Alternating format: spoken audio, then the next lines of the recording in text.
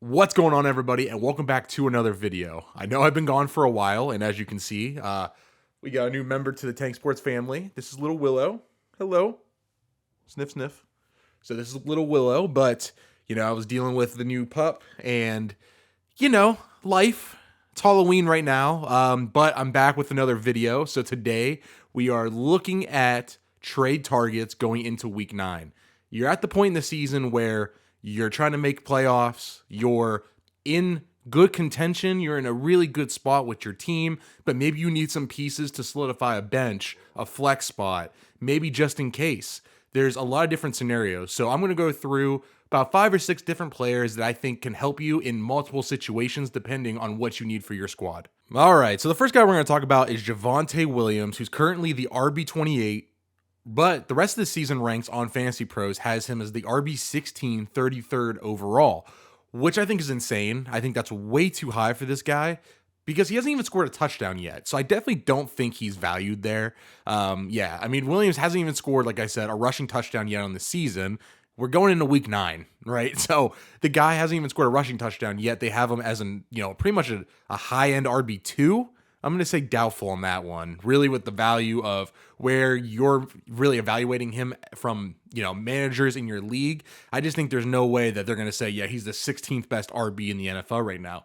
But things are looking up for Javante as, the Broncos did just beat the Chiefs. In Javante's last 2 games, he's had 19 and 30 touches, so he's definitely getting the majority of the touches in that backfield. Jaleel McLaughlin is still a good player, but, isn't as involved. He plays a good amount of snaps, but the touches are really going Javante's way. Another thing I like for Javante is his rest of the season schedule going ahead against Buffalo, who's the 19th defense against running backs. Minnesota, who's 7th, but they have no Kirk Cousins with a torn Achilles. So that is something potentially where we go, hey, maybe that Minnesota just isn't the same team as they were before.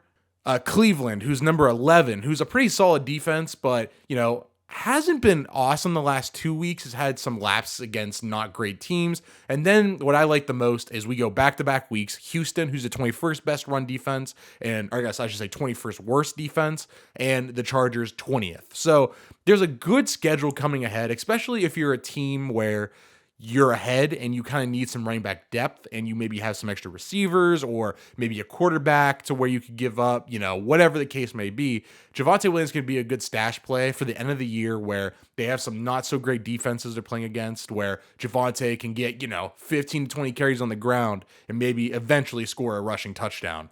It's hard to go 9 weeks without scoring one, so I know he's due soon. Another running back I have is James Conner, who's the RB31. Rest of the season, he's the RB30, 85th overall. And this one is simply for the people who are looking like they're in a good situation for playoffs. The ones who maybe need some depth or need some help at the end of the year to get into playoffs, who, maybe have some wins to spare. This would be my pick. James Conner is always a tricky guy because he's not the most talented back, but yet he puts up fantasy numbers kind of no matter where he goes and when he plays. Kyler Murray should be returning from the IR in the next week or two. They said they're going to see how he progresses. If in week 9, they're either going to play Clayton Tune or Kyler. I would imagine in the week after, they would play Kyler Murray. But, James Conner, even before the injury with Josh Dobbs, he had 9.5 points, 16.5, 18.5, 6.1, and then 4.6, but only played 20% of the snaps in that game because he was hurt. So he was definitely a high-end RB2 in those weeks. So I like James Conner, and I don't think that any of the guys they have there now are really talented enough to, say, hey, we're just going to move away from Conner and we'll go with Keontae Ingram or DeMarcado. I think they'll go with Conner when they come back because they want to probably win some games. And once again, Conner's schedule is pretty decent on the way back. We go Cleveland, Atlanta, who are both top 10 defenses, but is Conner going to be back for those games? He's still on the IR, so he might be able to miss those games. And when he comes back, he plays Houston 21st, Rams 9th, and then Pittsburgh 26th, and then a bye week. So you have Conner some time to rest up, go against some bad defenses, and then you have a bye week at the end of the year to give him even more time to rest before his injury. So Conner and Williams are 2 players that I definitely think are being undervalued right now. Now, I know, like I said, with Williams, that rest of the season ranks have him as like 30th overall, which I think is insane. Yeah, so when I look at the 85th player overall right now in Fantasy Pros, it's players like Najee Harris, Tyler Lockett, Jerome Ford, Justin Fields, Gus Edwards, Dalton Kincaid, Gabe Davis, Zach Charbonnet, Alexander Madison. I think I'd probably rather have Connor than just about any one of those guys, maybe outside of Fields. But yeah, I'd probably rather have Connor than any of those guys. So for him being severely undervalued, I think Connor is a steal that will definitely help you either make playoffs when he gets back or just gives you great depth when you're in your playoffs and you need that extra bench guy because injuries can still happen. You know, we're still, 6-7 weeks away from playoffs. So having depth is key. Now let's move on to wide receivers. These are two guys that I talked a lot about in the preseason of guys I liked, and one that I wasn't super in on, but I felt pretty safe with. And the first guy I'll talk about is T. Higgins, who's currently the wide receiver 58. Wide receiver for the rest of the season is wide receiver 29, 60th overall. And I just think this one's simple, right? I don't have a million stats to give you. T. Higgins is a good player. Heading into the season, I think a lot of people would say, oh, hey, if T. Higgins was on his own team, he'd be like a 1,300 yard receiver, double-digit touchdown guy. If he was his own receiver that wasn't behind Jamar Chase. But now all of a sudden he's been terrible, and he has been. But that's a lot of injuries with Burrow and his calf. Higgins had his own injuries. You know, this last game against the 49ers, the Cincinnati offense looked back to its peak performance. It looked top-notch. It looked back. So I'm just willing to take the chance that maybe you're a good team and you're willing to take the swing on T. Higgins and stash him on your bench. And maybe you look at the team that's underperforming and they go, I can't take another hit from T. Higgins. I can't take another miss week. I need a player that can help me now. And the players that are going around T. Higgins rest of the season are going to be players like, Rachaad White at 57, Aaron Jones, 58, Deebo Samuel, 59, George Kittle, 61, Dallas Goedert, 62, Ramondre Stevenson, Deontay Johnson, Kyron Williams. So kind of in the RB2 wide receiver 2-3 range there.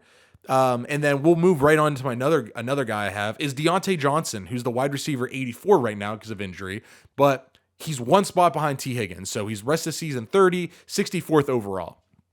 And Johnson's another guy where he could work for both teams. If you're a bad team and you need Deontay Johnson to be kind of a wide receiver 2-3 for you that you know can just guarantee lock in 10 points in a half PPR and a full PPR even more, then I think Deontay Johnson's your guy. You know, since his return from injury, he has had 6 targets, 5 receptions, 79 yards. The next game, 14 targets, 8 receptions, 85 yards. And his rest of the season schedule is pretty good. Tennessee, 24th worst defense, but they give up the 3rd most receptions to wide receivers. Green Bay is 8th. Cleveland 6th. Bengals 9th. So that's a little sketchy there where that's going to be tough. But then the playoffs are money. You have Arizona who's 20th. Then you get into playoffs with New England who's 18th. Indianapolis 23rd. Bengals 11th. And then Seattle in the championship 25th overall. So Deontay Johnson's a guy who's just going to go out and catch a million passes. And I said it from last year. The guy didn't score a singular touchdown from last year. I think that's just impossible. I think that's highly unlikely that he does that again. Like I think we have 5 or 6 more weeks until playoffs. He's bound to catch a touchdown or 2 until then. So I think Deontay Johnson has one of the safest floors in fantasy football with some upside because, dude, touchdowns have to come. And then lastly, let's talk about tight end. And this one might be controversial, but it's Evan Ingram, the tight end 7, right? So he's the 7th tight end overall. Rest of the season, he's the tight end 7 overall, but he's 72nd overall in fantasy value rest of the season. Ingram is on pace for 130 targets, 108 catches, and 922 yards. He's 3rd in the NFL in targets and receptions, and he's 5th in yardage, but he has 0 touchdowns. Now, he's not really a known touchdown maker in his career. He's not, to be fair. But once again, I just said it with Deontay Johnson. Is it possible that this guy finishes the year with 0 touchdowns? I just say it's highly unlikely. It just seems impossible. He's too good of a player, and he's too athletic not to break a big touchdown somewhere, to get lucky in the red zone. I just find it highly unlikely that Evan Ingram is going to finish with 0 touchdowns the rest of the year. I think he's the perfect pickup opportunity for a team that needs a tight end that has some receivers or bench running backs they can give up. Looking at the rest of the season, around the 70th range is Drake London, Damian Pierce, Terry McLaurin, Marquise Brown, Chuba Hubbard, Christian Watson, Chris Godwin, Jordan Addison. Guys that if you have the chance or if you have the kind of the depth at other positions to do it, give up one of those players to get what I think is just a really great tight end. And especially if you're in a PPR league, Evan Ingram is kind of a stud. I think he doesn't have a game under 7 or 8 targets. He catches a million balls a week anywhere. I don't think he's been below 5. Let me check. He hasn't been below 5 in a single game yet this year. And that's just rare from a tight end. Sure, you could have the upside plays like George Kittle who blow up, but then you also get the weeks where he gets one catch for 10 yards. That you're not going to get that from Ingram. I mean, literally, okay, he has 1 week under 5 receptions, but every other week has been 5, 6, 7, 7, 4, 7, 5, 10. You don't get that from any other tight end, unless it's Kelsey or Sam Laporta apparently at this point. So I think Evan Ingram is a great pickup because he's going to score some touchdowns before the end of the year, and that could definitely help you big time down the stretch, especially in an offense where Trevor Lawrence is a good quarterback. A lot of these other guys I mentioned on this list don't have great quarterbacks. So, Evan Ingram is talented and has a good quarterback. So I like Evan Ingram a lot as a trade for candidate as your tight end 7 overall right now. And all right, those are my 5 trade targets for week 9 going forward. I'm going to try to post a little bit more of these. I know some trade deadlines are coming up, as the NFL trade deadline is actually today on Halloween. But, I know the default ESPN isn't until like November 29th, which is super late. I know a lot of our leagues are week 10 and 11, so it's coming up quick. So stay tuned for plenty of more content coming your way. I promise I'll be back with more videos next week. So stay tuned, subscribe for more, and I'll see you guys next time. Good luck this week.